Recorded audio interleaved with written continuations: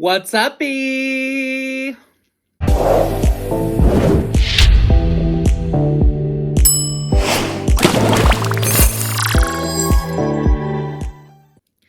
Okay, so today I am doing a review, as you can see by the title, of Boyfriend Material by Alexis Hall and Husband Material by Alexis Hall. I just read these last week.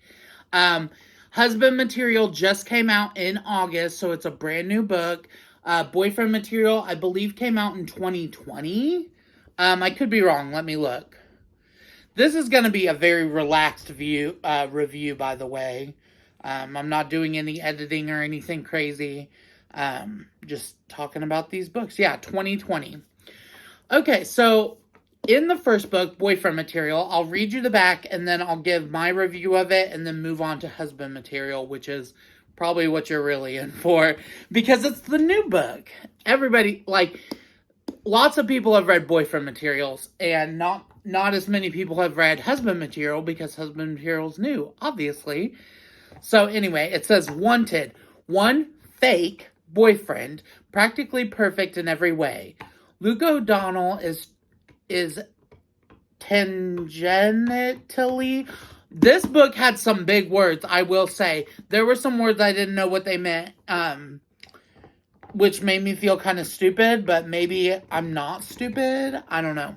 But I don't know this word. So Luke O'Donnell is tangentially, and reluctantly famous. His rock star parents split when he was young, and the father he's never met spent the next 20 years cruising in and out of rehab. Now that his dad's making a comeback, Luke's back in the public eye, and one compromising photo is enough to ruin everything. To clean up his image, Luke has to find a nice, normal relationship, and Oliver Blackwood is as nice and normal as they come.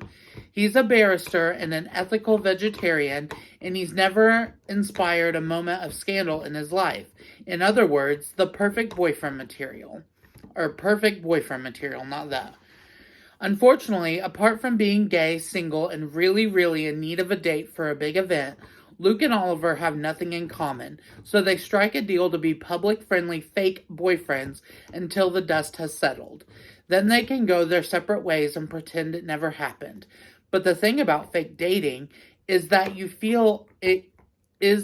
can feel a lot like real dating.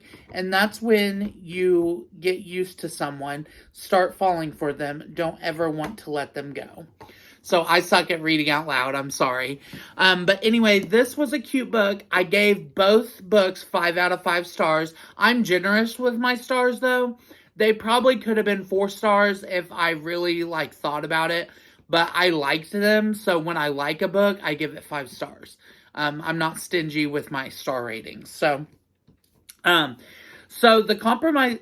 this has spoilers in it, by the way. I put spoilers in the title, so just so you know, this has spoilers.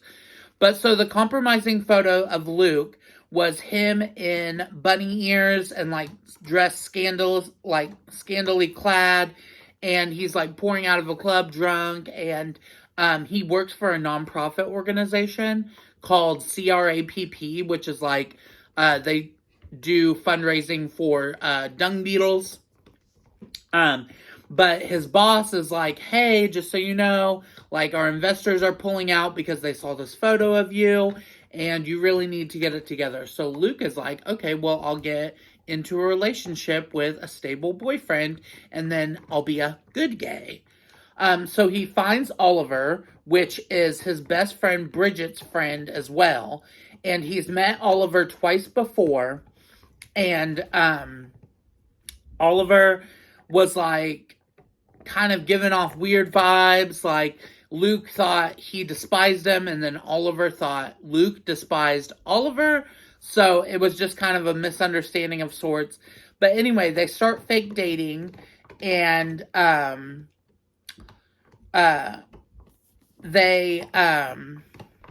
let's see. Sorry. So they start fake dating, and then they go on dates and stuff. And Oliver meets Luke's co-workers at a private club of sorts, and then they keep going back and forth. And then I felt like the main character Luke, which is short for Lucien, which I think it's so cute. Oliver calls him Lucien. He's like, Lucien. I listened to the audiobook when reading along with this. But he's like, Lucien. So, he calls him Lucien, and I felt like that was so cute, and it's like, aw, you're cute. I really liked Oliver. I'm kind of all over the place in this review, but I really liked Oliver. He was my favorite character. Luke, I felt like, was a little bit, like, annoying and, like, immature. Like, they get in a fight during this one scene, and, like, Luke locks himself in the bathroom, and then, like, makes Oliver sit on the other side of the door, and then they talk back and forth, and it's like, just talk. Like, I don't know. It just seemed a little bit immature. I think Oliver's 30 and Luke is 28, and I feel like for a 28-year-old, you should have your emotions worked out by that age, so that you don't have to sit on the bathroom floor and talk through a door. I don't know. I just felt like it was kind of annoying. But anyway, they kind of, like, half break up, half, like, they make a deal that they're gonna fake date because Luke has to go to CRAPP's, his charity, a fundraiser ball, and Oliver has his parents' Ruby anniversary to go to, and they need dates for that. So not only does Luke need a fake boyfriend, but Oliver needs a fake boyfriend too. So they just plan it together, and then obviously they keep falling in love. Like, they just really like each other throughout fake dating. And one scene that I really liked was, or it's like an ongoing joke, is Oliver doesn't send dick pics. So he's like, no, I don't want to send a dick pic. So they start sending, like, famous men named Dick to each other. Like, I can't think of an example. Dick Cheney, for example. So they just send pictures of dicks back and forth. And I thought that was really cute and, like, something in their relationship that I thought was really special. But anyway, they basically break up at the end, but then get back together at the very end and decide to make it a real romance between the two. So I recommend this book. It's about, let me see how many pages, 425 pages. So not exactly a one sitting read. At least for me, I can't read 400 pages in one sitting. But it was a good read. I've had this on my TBR for like several years now, and I just never got around to it, but I'm glad I did. I would read it again. I like the characters, so yeah, I gave it 5 stars. And then on to Husband Material, which I read second. This one was even funnier and better than the first one, I felt. The ending, I was not a fan of the ending, but I understand it for the characters. Like, it's not what I would want, but I understand for the characters, this is what they wanted, and it makes sense for them. So I was satisfied with the ending, if that makes sense. This one was a little shorter, 416 pages, not by much, like 9 pages. So it's another pretty thick one. I mean, 400 pages, that's a lot. I feel like that's a lot, but, I mean, some people can read 400 pages in a day, and I am not one of those people. But anyway, this book is split up into 5 sections, 5 parts.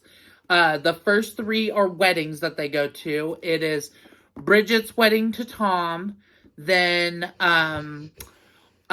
Luke's ex-boyfriend Miles and his fiance Jojo, their wedding, and then we have Alex and starts with an M. I can't remember, but his coworker Alex's wedding, and then spoiler alert, Oliver tells his dad to go fuck himself at dinner one night, and then the next thing you know, his dad dies. So one part is his dad's funeral, and then the next part is their wedding together, which, spoiler alert, they don't end up getting married because they feel like marriage is a straight concept and a social concept, and they don't really need to get married to each other. But see, and I think that's cute. That makes sense for them. I want to get married, so if my man was like, oh, that's a straight concept, I don't need to get married, I'd be like, bitch, we're done. But it made sense for them, so I enjoyed it.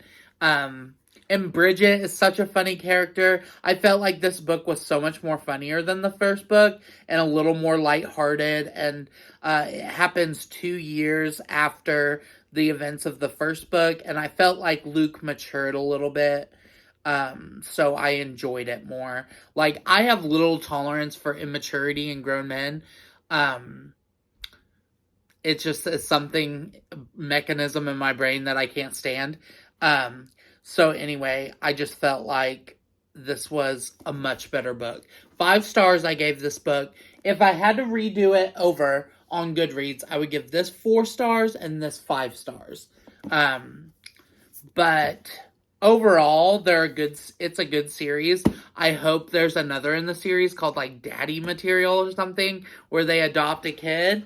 But for right now, I think it ended on a good note, and if there's not another in the series, I'll be satisfied, but I would read another in this series, so. But yeah, I recommend these books. If you like male on male, or male loving men, men loving men, gay romance, I recommend these books. These are a must read if you like gay romance, and yeah, I enjoyed them. So thank you, Alexis Hall, for your contributions to LGBTQIA2+ literature. And yeah, I agree with Christina Lauren on the front cover. I love this book, and I love this book. I do love these books, and I'm glad to have them in my collection. So, also, I listened to the audiobook on Hoopla. All you need is your library card. You can log into Hoopla with your library card, and they have free audiobooks. They have both of these on there. I was surprised they had husband material on there because it's a new book, but first day this was out, they uploaded husband material to Hoopla's library, so I was super impressed with that. Okay, I think that's the end of my review. Thank you guys so much for watching. Be sure to like, comment, share, and subscribe if you could, please. And let me know if there are any book recommendations that you have for me along the lines of like gay literature like this. I'm gay, so I love all things LGBTQIA2+. And I am like a super reader now, so I will read basically anything that catches my eye and get to it eventually. So if you have any book recommendations, leave a comment down below, and thank you so much. Peace.